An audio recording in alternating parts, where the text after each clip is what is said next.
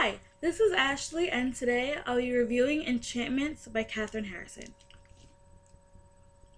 Enchantments is about the last days of the Romanov family, from the time the Tsar abdicates, leading up to their really gruesome murders.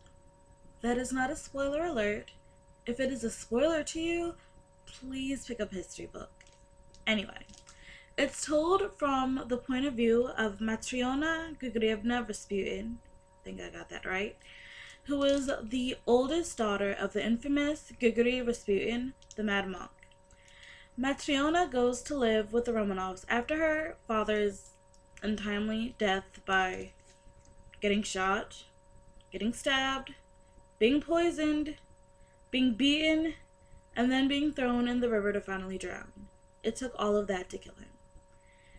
So, anyway, again, after she goes to live with him, she is put in the care of Alexandra, the Tsarina, who asks Matryona if she can accompany Alexei and keep him stories and keep him occupied while they're put under house arrest.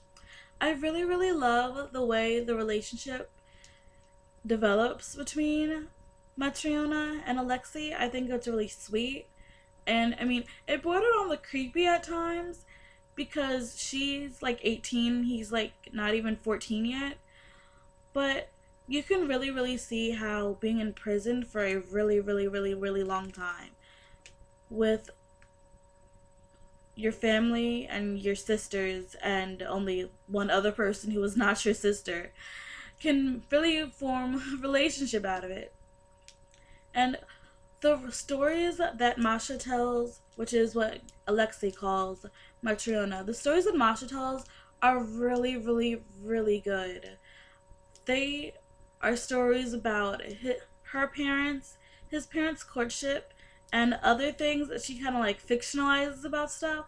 Like, my absolute favorite story is how Tsarina Alexandra and Tsar Nicholas met, and how Tsarina has like a fictional cloud over her head because after her mother's death, when she was little and they made her destroy her dog, she got a cloud over her head, and the Tsar is the only person that can make the cloud go away. I thought it was really sweet and cute. And Kathryn Harrison's writing in this novel is absolutely beautiful.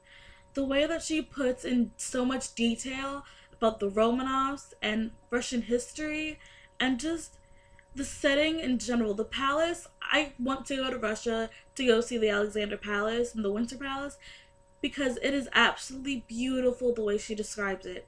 Her descriptions really flow off the page and it feels like you're right there in revolutionary Russia. I really definitely recommend this book to anybody else who has an obsession with the Romanov family like me, and also to anybody who just really wants to read a good book. And this book I gave 4 out of 5 stars because I love this book, but however, there's not really much of a plot for those of you who like plot-driven books. Mostly it is just Masha telling Alexei stories, and after she's allowed to go on her own way when the Romanovs are taken elsewhere, I found it kind of died off. It wasn't really as interesting to me. I mean, Matryona Rasputin definitely lived a really interesting life. Like, she goes off to become a circus tamer and she nearly gets mauled by a bear. I mean, the mauling part's not good. But other than that, it wasn't really exciting to me. I really mostly liked her interactions with the Romanovs and also her stories about her father, Rasputin, who was one heck of a character, let me tell you. My first run-in with Rasputin was the 1997 DreamWorks film Anastasia.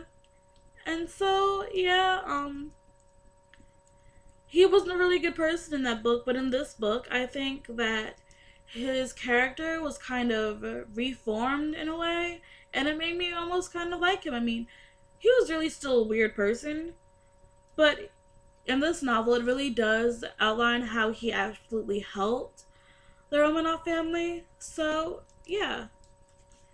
Again, this is Ashley from Leave No Books Behind. I really like this book. Go read it. Bye.